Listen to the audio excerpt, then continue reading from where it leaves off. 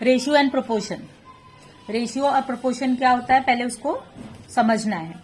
Ratio and proportion का मतलब होता है कि जो दो क्वांटिटीज दी रहेंगी, कोई भी दो नंबर्स दिए हैं, आप उसको किसके थ्रू कंपेयर करोगे? डिवीजन के थ्रू। डिवीजन जैसे देखो 3 डिवाइडेड बाय 2, आप इसको कैसे लिख सकते हो? 3 डिवाइडेड बाय 2 को 3 ऊपर नीचे 2, 3/2 इस तरह से आप लिख सकते हो। तो डिवीजन को हम कैसे लिखते हैं? 3/2। और एज रेशियो फॉर्म में कैसे लिखते हैं? ये जो कॉलम दिया है ये रेशियो है और ये 2। तो जो दो कोई भी नंबर दिए हैं आप उसको क्या करते हो? कैसे कंपेयर करते हो? डिवीजन फॉर्म में। तब उसको क्या कहते हैं हम? रेशियो कहते हैं। अभी देखो यहां क्वेश्चन में क्या दिया है? Observe the figure and solve. तो एप्पल्स टू मैंगो, आपको क्या बोला है? एप्पल्स टू मैंगो मतलब आपको पहले ऊपर क्या लिखना है? एप्पल का जो नंबर है वो लिखना है और मैंगोज का नंबर नीचे लिखना है, क्योंकि आपको यहां पर क्या बोला है क्वेश्चन में? Apples to mango. तो एप्पल्स ऊपर और मैंगो नीचे। जैसे कि यहां पे लिखा है एप्पल्स टू मैंगोज, तो आप किसको पहले काउंट करोगे? एप्पल्स को 1 2 3 4। कितने एप्पल्स हैं? 4। तो आप क्या लिखोगे ऊपर? 4। और मैंगोज कितने हैं? 1 2 3। तो नीचे क्या लिखोगे? 3। अब इसको हमने फ्रैक्शन फॉर्म में लिखा है। ये क्या फॉर्म में लिखा है हमने इसको? फ्रैक्शन फॉर्म में। अब इसको हमें किसके फॉर्म में लिखना है? रेशियो फॉर्म में। तो रेशियो फॉर्म में कैसे आप लिखते हो इसको?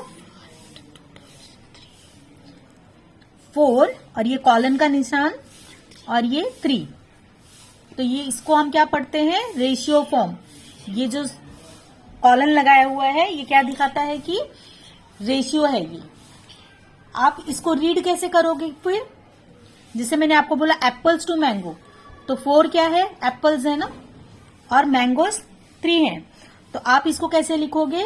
4:3। कैसे लिख सकते हो आप इसको? 4:3।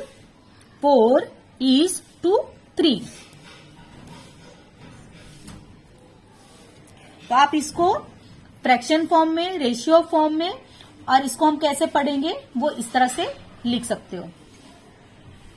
अब यहां पे क्वेश्चन में क्या दिया है कि आपको रेशियो लिखना है फर्स्ट नंबर टू सेकेंड, मतलब जो पहला नंबर है, फिर सेकेंड नंबर, वो मतलब पहले ऊपर आप फर्स्ट नंबर लिखोगे, नीचे सेकेंड नंबर लिखोगे और फिर उसको रेशियो फॉर्म में लिखोगे। इसी तरह से क्या दिया है कि सेकेंड नंबर को क्या करना है? फर्स्ट नंबर से करना है। तो सेकेंड नंबर क्या है आपका? 8 है और फर्स्ट नंबर क्या है? 7। तो 8/7। और रेशियो फॉर्म में कैसे लिखोगे? 8 को पहले लिखोगे और 7 को बाद में। क्यों? क्योंकि यहाँ पे क्या लिखा है? पहले फर्स्ट नंबर ऊपर करना है हमें और सेकेंड नंबर क्या करना है? नीचे। लेकिन यहाँ पर क्या लिखा है दूसरे क्वेश्चन में कि सेकेंड नंबर हमको ऊपर लेना है और फर्स्ट नंबर नीचे। और रेशियो फॉर्म जैसा लिखते हैं हम वैसे फॉर्म में लिख के ये सब हम करेंगे। अभी इसको हम पढ़ते कैसे हैं? जैसे मैंने अभी आपको स्टार्टिंग में ही बता दिया कि उसको कैसे पढ़ते हैं। जैसे यहाँ पर आपको बताया था ना कि ये 4/3 है, तो इसको हम कैसे रीड करते हैं? 4:3। तो वैसे ही यहाँ पे भी दिया है आपको कि रीड करो। इसको कैसे लिखेंगे, मतलब कैसे रीड करेंगे ये बताना है। तो यहाँ पे 2 दिया है और 3 दिया है, तो आप इसको कैसे रीड करोगे? 2:3, 11:9। इस तरह से आप इसको रीड कर सकते हो। अब यहाँ पर देखो क्वेश्चन दिया, right the following ratios in the lowest term. Lowest term मतलब इनको क्या करना है? हमको बड़े फॉर्म में है, इसको हमें छोटा करना है। तो जैसे यहाँ पर क्या दिया है? 36/45।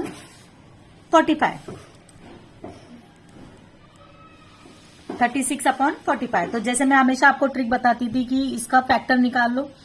2 1 जा 2, 2 8 जा 16, 2 9 जा 18, 3 3 जा 9, 3 1 जा 3। और इसका 45 का निकाल लो। 5 9 जा 45, 3 3 जा 9, 3 1 जा 3। अब इनमें जो सेम है काट दो, इनको काट दिया। अब इधर कितना बचा ऊपर? 36 में कितना बचा, ये 36 वाले में देखो कितना बचा, 2 2 जा 4, और 45 वाले के नीचे क्या लिखोगे, जो पाई बचा। तो आप इसको रेशियो फॉर्म में कैसे लिखोगे, रेशियो फॉर्म में ऐसे लिखोगे। आप इसको डिवाइड करके भी कर सकते हो, बट क्या होता है ना कि हमें कभी कभी नहीं पता होता है कि कौन से टेबल में आ रहा है। तो आप ये जब फैक्टर निकाल लोगे ना, तो आप इजिली क्या कर सकते हो, जो जो सिमिलर है उनको कट करके बाकी जो बचते हैं आप इजिली लिख सकते हो। तो इस तरह से हम इसे लोवेस्ट फॉर्म में, इस रेशियो को हम लोवेस्ट फॉर्म में इस तरह से कर सकते हैं। अब यहां पर क्या लिखा है, convert the numbers into the same unit. आपको कहीं पर किलोमीटर दिया रहेगा, कहीं पर मिनट्स दिया रहेगा, तो आप क्या करना है, आपको सेम यूनिट में बनाना है उसको पहले, उसके बाद उसका रेशियो फाइंड आउट करना है। जैसे आपको यहाँ पे 2 किलोमीटर दिया है और यहाँ पे 900 मीटर दिया है, तो आपको ये पता होना चाहिए कि 1 किलोमीटर में कितने मीटर होते हैं। तो 1 किलोमीटर में यहाँ पे कितना होगा, 900 मीटर। तो आप क्या करोगे, पहले 2 km को 2 km इज इक्वल टू कितना हो जाएगा, 2 मल्टीप्लाइड बाय कितना, सॉरी 100 बोल रही हूं मैं, 1000, सॉरी क्या होगा, 1 किलोमीटर में कितना होता है, 1000 मीटर होता है। ठीक है, तो 2 किलोमीटर में हम क्या करेंगे, 1000 को मल्टीप्लाई करेंगे। ठीक है, तो 2 मल्टीप्लाइड बाय 1000 इज 2000 मीटर। आप इसको पहले लिख लोगे। ठीक है, उसके बाद क्या करोगे, यहाँ पे 2 किलोमीटर, यहाँ पर कितना 900 मीटर दिया है ना, तो आप दोनों को क्या करोगे, आप रेशियो के फॉर्म में लिखोगे। पहला क्या दिया है, 2 किलोमीटर, तो आप किसको लिखोगे, 2000 को ऊपर लिखोगे। फिर क्या दिया है, 900 मीटर, तो नीचे लिखा आपने।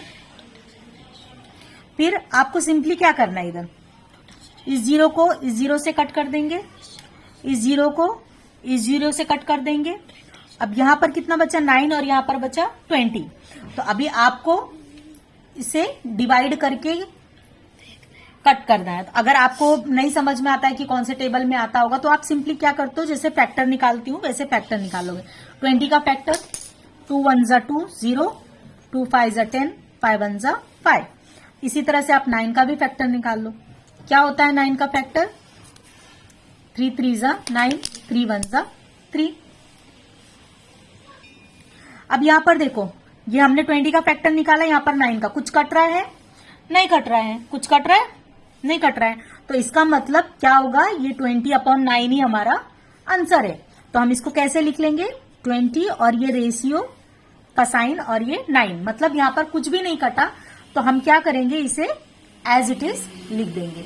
और अगर कुछ कटता आपस में, तो हम जो सिमिलर रहते कट कर देते, और फिर जो बचता वो आंसर लिखते। तो हमेशा आपको क्या याद रखना है कि आप फैक्टर निकाल के देख लो, अगर कुछ कट रहा है तो काट के जो बचता वो लिख दो, और कुछ नहीं कट रहा है तो सेम नंबर्स को हम लिख देंगे।